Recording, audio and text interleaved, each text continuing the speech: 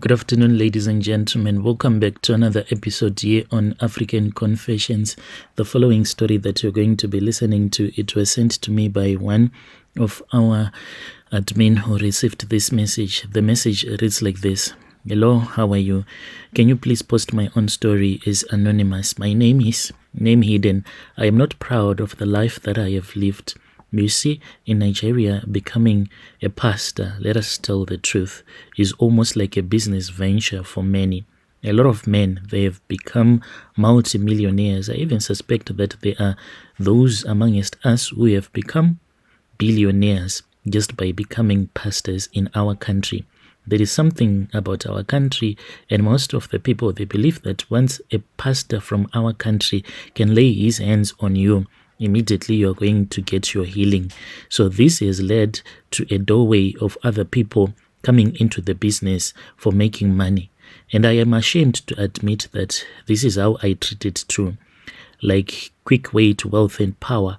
I did not grow up in the church. I didn't even believe in God because traditionally our family, we are Muslims. I only became a Christian when I saw that this might be a gateway to make money, and still I struggle to believe in the Christian God, even though I preach about him each and every Sunday. I preached to my congregation, but the hustle was real. When I saw how others were making money from it, I decided to follow the same path. I did not realize that by doing so, I was even destroying my own self, but destroying the life of my own son. So I can say that it started about 10 years ago. I just changed the years because I do not want people who are familiar with me to suspect that it is I giving this confession. So let's say that 10 years ago, here in Lagos, I was just another man trying to make ends meet. I would be involved in different businesses, importation, small-scale trading, all the usual Nigerian hustles, but nothing seemed to work out for me. I kept hearing about how other pastors were becoming rich almost overnight, and I saw this other motorcade of this other popular pastor. He was driving big cars, building mansions, all the while their congregations poured out money into their offering baskets. I was fascinated when I went to one of the Christian churches. I saw that people were desperate for miracles, desperate for solutions, and they will pay anything to a man who could solve their own problems. That's when I decided to become a pastor. I started small with a very little church. Let's just presume that I started this church in Asia. At first, I struggled. The church was not growing, and I didn't have the kind of charisma other pastors had. I knew that I needed something special, something that would draw people in and make them believe that I was truly a man of God. That was when I met another man whom I'll call Baba Sion, a powerful Babalao from Ogun State. He was introduced to me by a friend who knew that I was desperate. This man was not just any ordinary herbalist. He had helped other men of God before me. He specialized in giving pastors the power to perform miracles that would convince their congregations they were truly anointed. At first, I was really hesitant, but I knew that this was going to be part of the hustle now. But I was hesitant because I did not want to throw away my Muslim faith.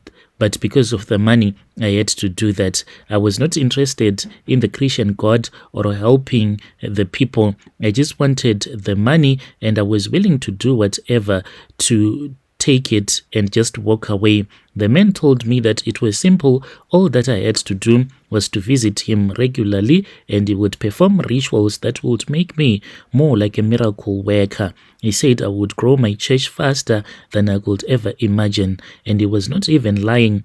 The first ritual that I performed was bizarre, and it still haunts me to this very day. I had to bring back a black god to his shrine in the dead of the night.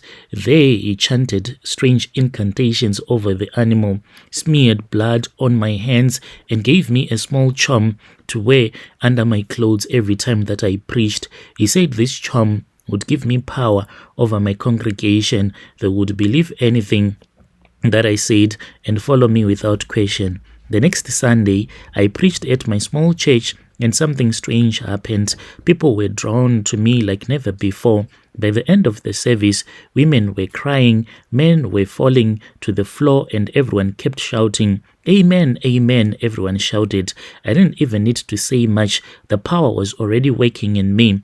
Before I knew it, my church grew. In just 6 months, I had hundreds of people attending each and every Sunday. They would only come for healing, and mostly the thing that I liked was financial breakthroughs and deliverance. But none of the miracles were real. They were all orchestrated by the demons that had been given to me, that had powers over other small demons. So each and everyone like who is living today, we all have demons that are following us. They are not big principalities but small demons. So there are other bigger demons that can chase away these small demons. So it was all because of the man who was assisting me. He even taught me how to stage fake healings using people from his village who pretended to be sick or disabled. The healings would happen in front of everyone, and word would spread that I was a true man of God. But the price for all of this success, it was higher than I could have ever imagined. As my church grew, so did the man's demands. He started asking for more sacrifices, usually your animal sacrifices, money, every personal item, even including my wife's hair, my son's clothes. At first, I complied because I didn't want the power to disappear. But then things took a dark turn when he told me that I had to make a special sacrifice. He told me that I needed to give up something that was precious, really precious to me. And he knew that my son, I loved him with all of my heart because I wanted him to inherit this church, something that I loved dearly. He was not asking for animals anymore. He was asking for my son, whom I'll call Emeka, not his real name. I could not believe what I was hearing. My son, how could I even think about sacrificing my only child for more power? But this man told me that he did not mean that I had to kill my son, but I had to offer him to the spirits, the principality. He explained that once the sacrifice was made, Emeka would not die, but he would suffer in a way that would bring me even more money. Money, he said, that is the end goal. At that point, I had already gone too far down this path of darkness. My church was growing, or let me say my business, and I was making more money than I had ever dreamt of. I was living in a mansion in Ikoi, driving the latest cars, and my name was becoming known in my country.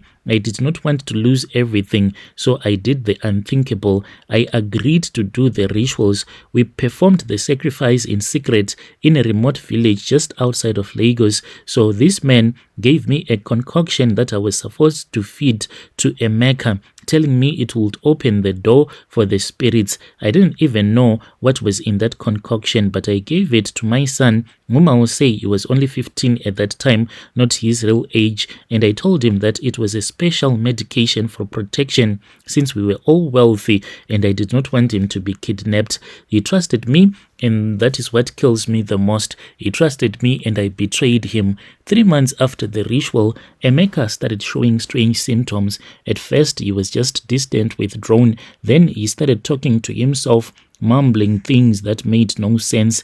Before long, he was completely out of control, running around the house, shouting, tearing his clothes, even attacking people. My son had lost his mind. I knew that it was because of the ritual, but I could not let other people other than my personal staff to know this. By this time, I was a big name and I did not want people to know. So I decided with my wife to hide him. I then sent Emeka to London under the pretense that he was going to study.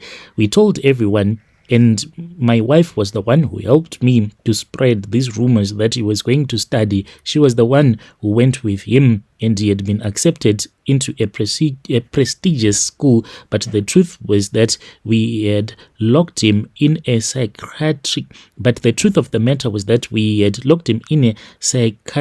facility there, in the UK for 2 years. My son lived there and he was tormented by the spirits that we had unleashed on him. I visited him here and there, and when I would see him, he was thin and I could not even recognize him. Back in my country, Nigeria, I continued life as usual, preaching to my congregation, performing fake miracles and collecting tithes and offerings, but I was dying inside. I had ruined my son's life, and each and every time when I would think about him. Then after 2 years, that was when my son recovered again. Brother Nash, even though my son recovered, me and my wife, we have managed to buy so many properties in our country and we are living large.